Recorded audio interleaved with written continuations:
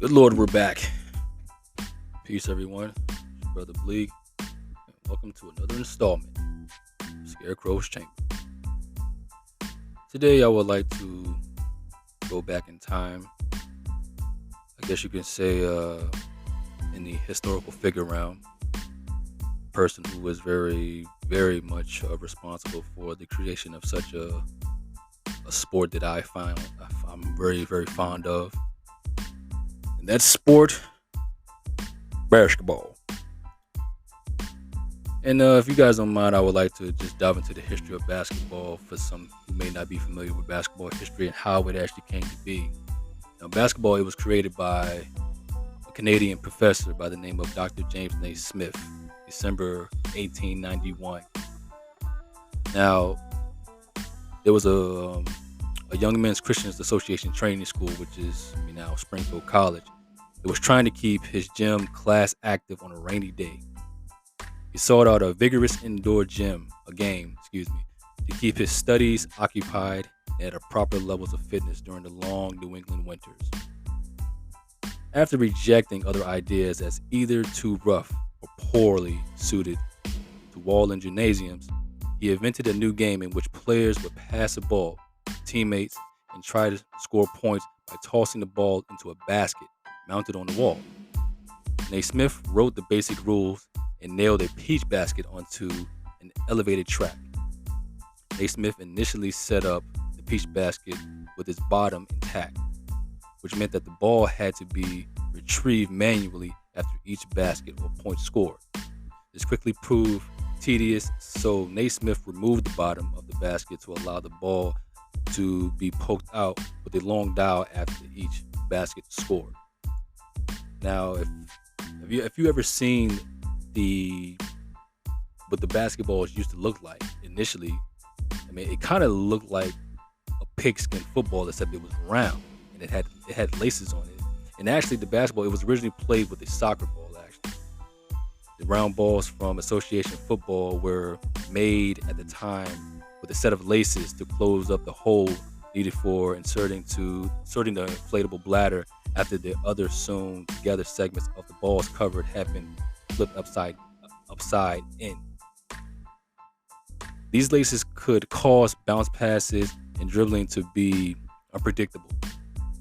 Eventually, a lace-free ball constructed method was invented, and this change to the game was endorsed by Naismith. The first balls were made specifically for basketballs were brown, and it was only in the late 1950s that Tony Hickle, searching for a ball that would be more visible to players and spectators alike, introduced the orange ball that is now in common use today. Dribbling was not part of the original game except for the bounce pass to teammates. Passing the ball was the primary means of ball movement. Dribbling was eventually introduced by limited by the eccentric shape of the earlier balls.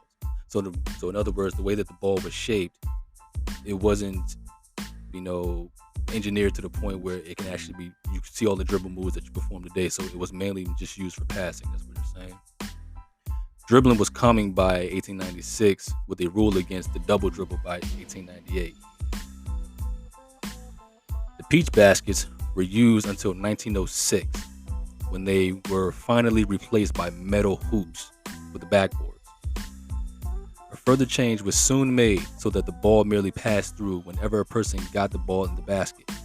His team would gain a point. Whichever team got the most points won the game. The baskets were originally nailed to the mezzanine balcony of the playing court, but this proved impractical when spectators in the balcony began to interfere with the shots. Bastards. So you see a person trying to shoot the ball, and next thing you know, somebody's probably just stuffing it or something like that. So they had to change that. The backboard was introduced to prevent this interference. It had the additional effect of allowing rebound shots. Naismith's handwritten diaries, discovered by his granddaughter in early 2006, indicate that he was nervous about the new game he had invented, which incorporated rules from a children's game called Duck on a Rock, as many had failed before it. And I can remember the first times me playing basketball. Just to give you a little bit of history, I remember my first early years of playing basketball. I guess you could say first picked up a basketball probably maybe around 3, 4 maybe. And I can remember I was at my cousin's house, and my cousin had this huge tree in his backyard, and my uncle, he pretty much took an old crate. He took an old crate and he took out the bottom of the crate and he nailed it to the tree. And I can remember my cousin, it wasn't even a basketball. I think it was like kind of like a kickball or something. It wasn't a basketball. I can remember it really wasn't a basketball. It was just some ball or some sort. Like I said, we were little playing this. So we were just throwing it in the crate, even though we really didn't know what we were playing. But I can remember the first person who really introduced me to the game, of what the game was all about. I can remember, my mom's old friend. We used to live next door to a guy, and he set up a basketball court because we used to live in a cul-de-sac in a section of Richmond, Virginia. But he set up a basketball court in a cul-de-sac for all the kids to play on. And I can remember, I believe his name was Steve. I can't remember, but the one thing I do remember about him, he was a Celtic fan, die-hard Celtic fan. And this is around the time when I'm just starting watching basketball. So, this was age, 4 or 5 maybe. So this is right around the time, Celtic great Larry Bird already retired. So I didn't really get to see the Celtic 80 years. But I remember, he was a die-hard Celtic fan, and he actually started teaching me what, I guess you could say, the basics were. As much as you could teach a 5-year-old or stuff like that. So obviously I didn't remember everything, but I just remember him going over things with me because I used to live across the street from a couple of kids who used to play on the court as well. And we would just go out there and just kind of like just shoot around and stuff like that. And obviously he kind of lowered the court a little bit because, regulation court is like 10 feet tall. So he kind of like lowered it for us. I do remember that. And we were just playing. And then one day he just came out and just started playing with us and kind of like talking to us like, what an assist was, what a rebound was, what a block shot was, and stuff like that. My memories are kind of like more like glimpses, but I kind of do remember some of the things that he was talking about, even at that age. And just over the years, man, because I remember like when I was a kid, started, coming into playing basketball and being familiar with the sport around, like 8, 9, 10, something like that. When I first started playing out, playing against people and stuff like that, I really had no dribbling ability to speak of. I was just mainly just a shooter. All I did was just stay beyond, maybe 10, 15, maybe 18, occasionally feet away from the basket, just waiting for somebody to pass me the ball, and I would just shoot it. Back then, early days, people used to call me John Starks. I was just mainly just a shooter. I had no dribbling ability. I had no left hand or anything like that. So when I moved to Chesterfield around, age 11, I met a friend of mine who was from New York. He was from the Bronx. Now, New York basketball players, street basketball players, they were known for their handle. And I can remember that was the biggest thing that he would work with me on, because he had a decent handle. Even at that age, he was a couple years older than I was, but he had a real good handle, and he would work with me on my left a lot.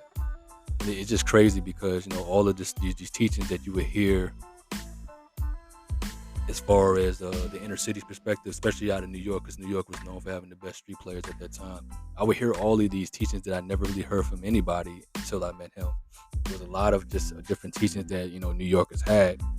People will say like, you don't look at the ball, you look at the person's waist, stuff like that. And then when you shoot, you want to shoot from the from the head, not from the chest and stuff like that.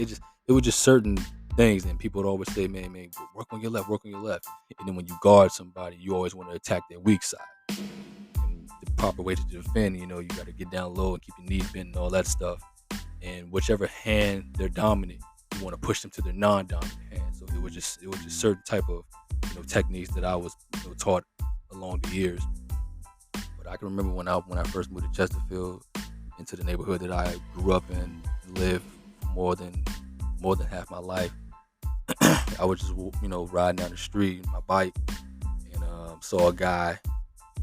He had like a court in his backyard, But the in his backyard, the driveway kind of went all the way to this backyard, and it was blocked off by a gate. But I remember seeing him shoot on his court, and the way he shot the ball was kind of comical to me because he would put the ball behind his head when he would shoot the ball. And I can remember just one day just walking up and introducing myself to him, and then because I had a court not too long after that, I had a basketball court set up. My dad he bought me and my brother a court, and then we would play on that, and that kind of became our record, I guess you can say. So I had a basketball court in front of my house for years when I was growing up. But the one thing I noticed when I first started playing with him, he was a very tenacious defender. And this is my buddy Fox that I'm speaking of. He was a tenacious defender. He was, besides my cousin Will, who was just good at everything, my cousin Joni, he was just good at everything. I knew that I was never going to be as good as he was. But if I can at least be as half as good as him, I can see I'm going in the right direction. So, yeah, but yeah, me and my cousin Will used to play against people twice our age. When we was like 10, 12, 13, we would go against guys who were like 16, 17 years old. We would always go against guys half our age. And of course, we would get our asses beat, but we learned a lot.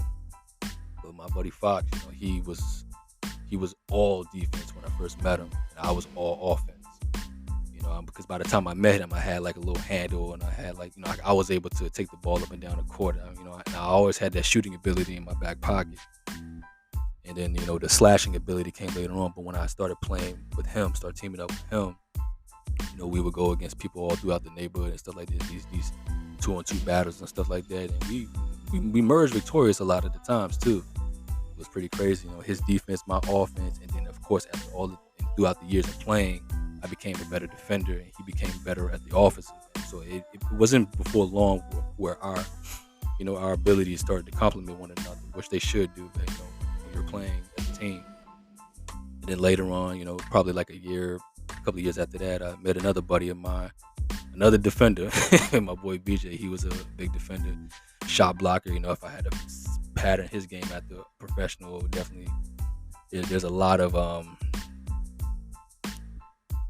honestly, all of the great shot blockers. There's a lot of Ben Wallace right there, and he like I said, he wasn't too bad on the offensive end either. He was more of a shooter than a slasher. Because as I got older, I shot less and I started penetrating more. I always had the shooting ability in my back pocket, but I've always patterned myself as more of a slasher, more than a shooter. But yeah, my buddy BJ, he was probably the best shot blocker I've ever seen, that I've ever played with. All my years playing on the street, blacktop, he was by far the best shot blocker I've ever seen. And his younger brother Flame, my boy Flame, his younger brother, he was also a big shot blocker too. Flame had these long arms.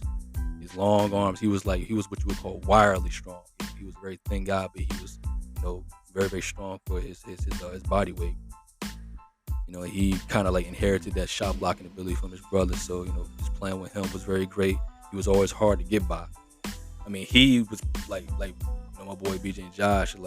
That's crazy because that's probably what made me such a great defender, because all of my boys that I started playing with in those early years, they were all great on the defensive end. They were all better defenders than I was.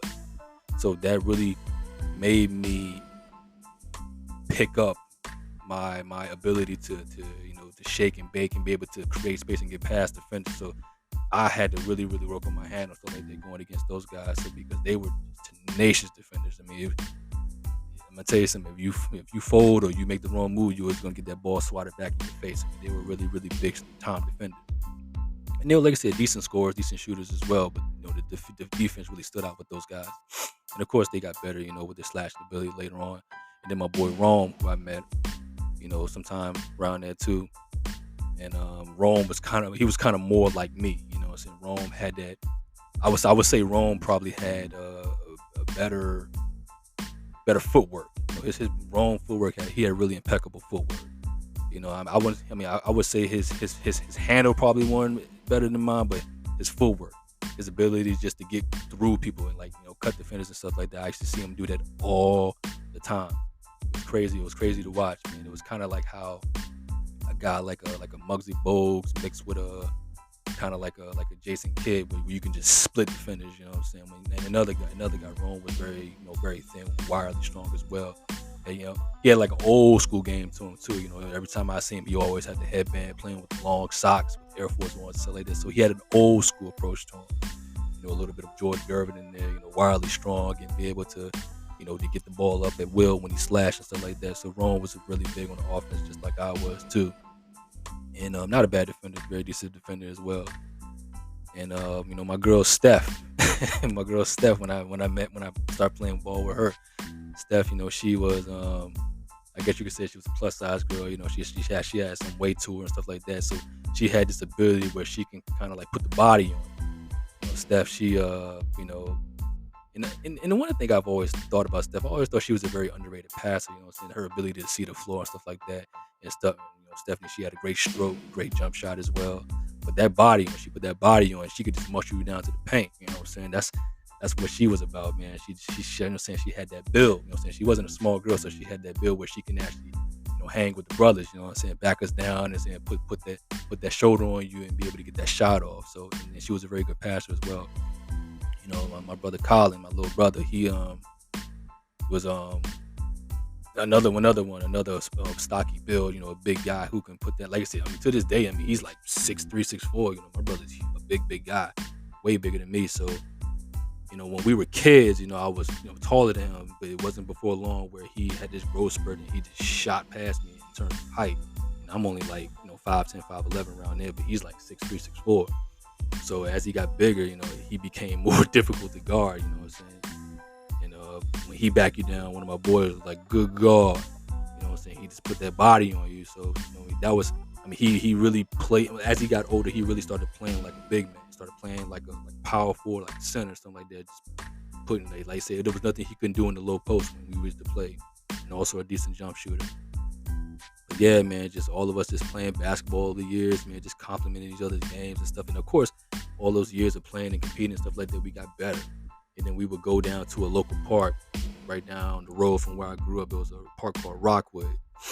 And then that's when we really, really got to showcase our skills, man. That was, I guess you can say, that was kind of our Rucker Park. My house was kind of like, it was like the neighborhood court. You had certain people who had courts around the neighborhood, but I would say mine was probably like the number one court that a lot of people used to play on early on.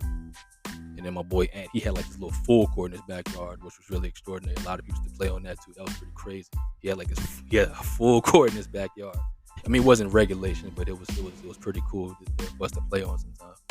But Rockwood, that was kind of like our Rucker. You know what I'm saying? That was like our soul in a whole. That was like our Foster Beach. That was like our Broad Street. That was like our, cage. You know what I'm saying? A lot of years just playing those and competing and stuff like that. And then when you go against people out there, obviously you're gonna have people who excel at different skills. You're gonna have a person who's a great athlete on both ends. You got somebody who can rebound, who can shoot. You got somebody who has a great handle, who can shake and bake, who can see the floor. Get other people involved and stuff like that. But, it's rare when you had a person who can do everything. And the number one person who can do everything from all my years of playing was my cousin. He was the guy who can do everything. And it was another guy too in the neighborhood, my boy Sean. He was a bit older than the rest of us. He was kind of like that guy who could do everything too, and we would always try to get him to play with us and stuff like that. But he was kind of like beyond us or something, or at least it seemed that way. But whenever he played, we was like lights out, man. We picking him up, you know what I'm saying? So it was kind of like the older guys who were really, really good. And then as we got older and started to mature a little bit, we got better. And I guess you can say I kind of made a name for myself in the neighborhood, just playing ball all those years and stuff like that. And the one thing I always wanted to perfect really was just my ability to find people, get others involved and stuff like that. Because there was nothing that I couldn't do on the offense. I can create space. And matter of fact, watching, the pros, I guess you can say the three people that I patterned my offensive game after: Paul Pierce, Allen Iverson, and Kobe Bryant. Paul Pierce in particular, like I'm biased. Paul Pierce is my favorite player. I'm a Celtic fan, but what I loved about Paul Pierce, he had like an old school game to him. There was a lot of Larry Bird there. There's a lot of Kawhi Leonard there. Those type of players who made you play at their pace. They weren't the quickest guys. They weren't the most athletic guys, but they got there. They were always able to create their space and stuff like that. And Paul Pierce definitely was a hallmark for me to watch. A big guy who started playing at the 2 and soon he transferred over to the three, and just watching those battles with him, and Kobe, and Allen Iverson, guys like Vince Carter, Tracy McGrady, LeBron James, and stuff like that. Carmelo Anthony throughout the years, just watching him compete against those guys. There was a lot that I picked up from his game. That ability to that step back. When I started doing step backs, I got that from him. The step backs and stuff like that, trying to create space against tougher defenders, guys that I struggle to get past sometimes. And sometimes that does happen. You'll get your 20, but it's gonna be a hard 20. You know what I'm saying? Just because you got people who make you work for it. Allen Iverson, another one, because being a little guy, around. He was the calling card. He was the standard for all of the little guys. Just the ability, just to like really, really have a nice handle and stuff like that to get people off balance, get them leaning, so you can get past them and stuff like that, and also never being afraid to slash. Doesn't matter how big the defender is down there, because once you get into that paint, that's where the big boys play. So it doesn't matter how much you get beat up. So I really, really got my heart from Allen Iverson. Not being afraid just because somebody's bigger than me. So I didn't care who was down there. I was going to slash and drive. And there was a lot of years, playing on the blacktop, you're going to get scrapes, you're going to get cuts and all that stuff. You're going to get bruises and stuff like that. Because, there ain't no rest out there to save you. You either go hard or you take your ass home. So that's just how it was. So, I really got my heart from Allen Iverson just watching him. He was only I think he's actually shorter than me, smaller than me. But, just to see what he did and have the Hall of Fame career he went on to have. And plus being from Virginia, that was a big name that I used to hear, especially coming up, was Allen Iverson, being a fellow Virginian. And Kobe Bryant in particular, Kobe Bryant to me has the best baseline game I've ever seen. Out of any player that I've ever seen creating off the baseline, Kobe Bryant, rest in peace, brother, he had the best baseline game I've ever seen. It was just times when you would see this guy getting double teamed. And normally when you go into the baseline is actually good because the double team can't necessarily get there. Kobe would normally do that. And of course he had impeccable footwork and he had that quick first step. So every time when you would think he would get double teamed on the baseline, he would slash at the baseline and he would always go with that kind of windmill reverse dunk on the baseline. It was just beautiful to see.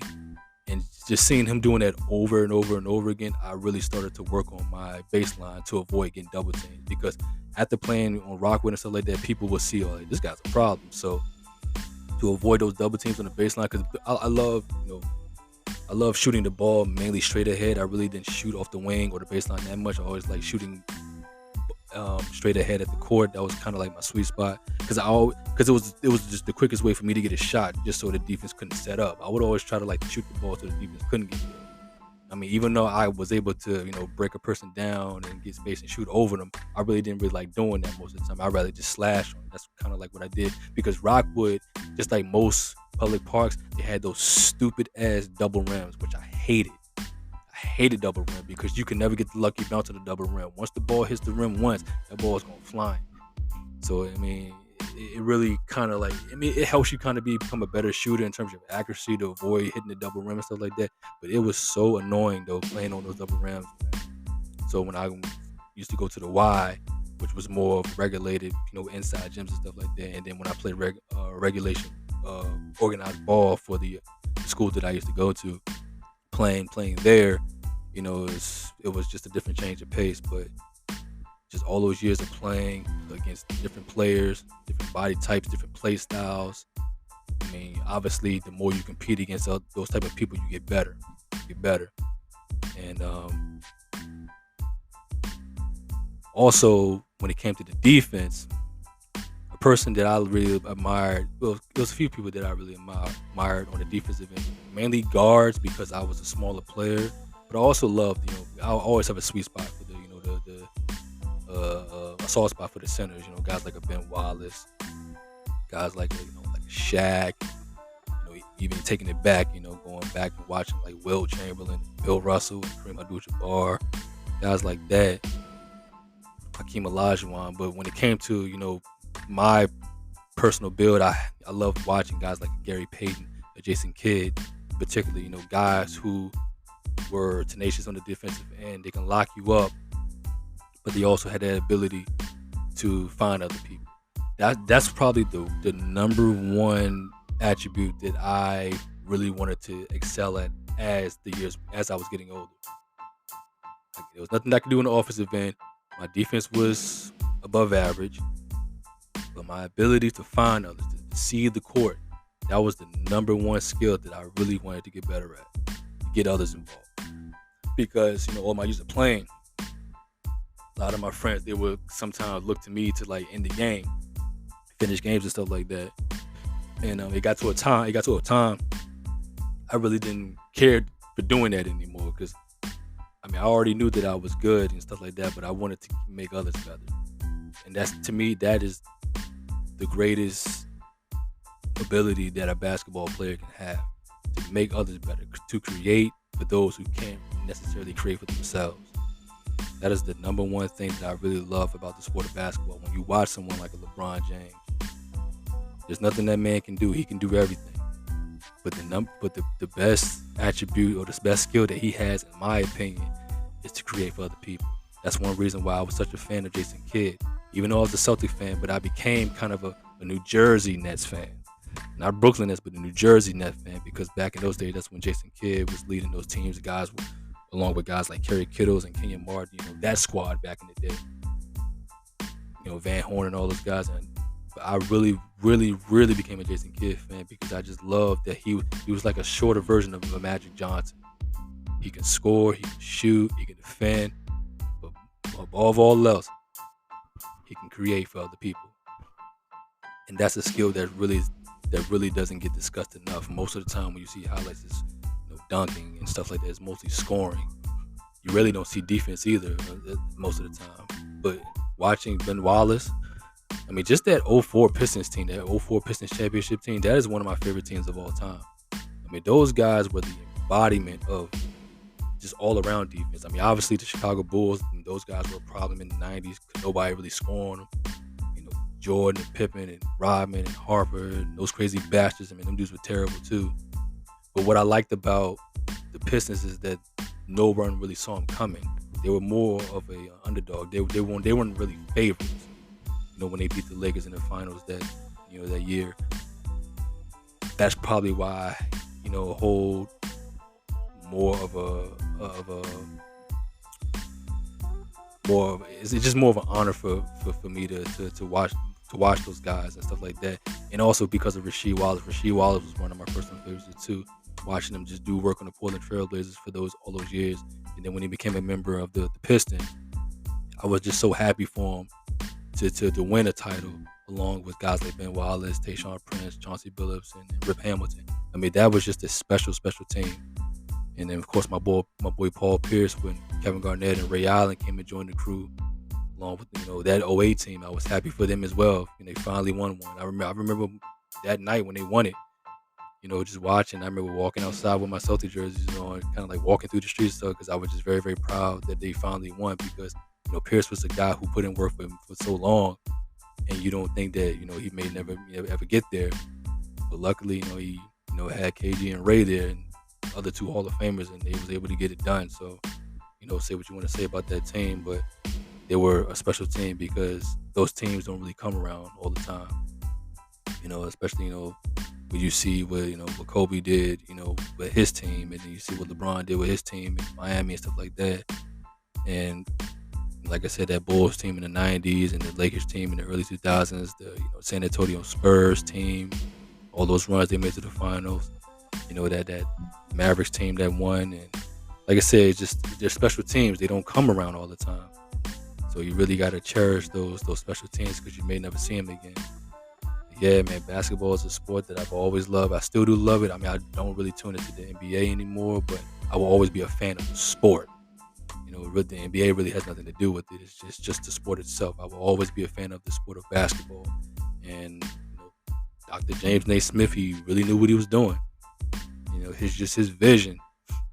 I bet if he was still around today, he would be very, very proud to see what he was able to come up with. And just to have that vision, to see something and elevate throughout just this past century, to see what it's become today. So yeah, man, basketball, one and only, love. I guess I'm gonna wrap it up here, close out. But until next time, everybody, safe journey.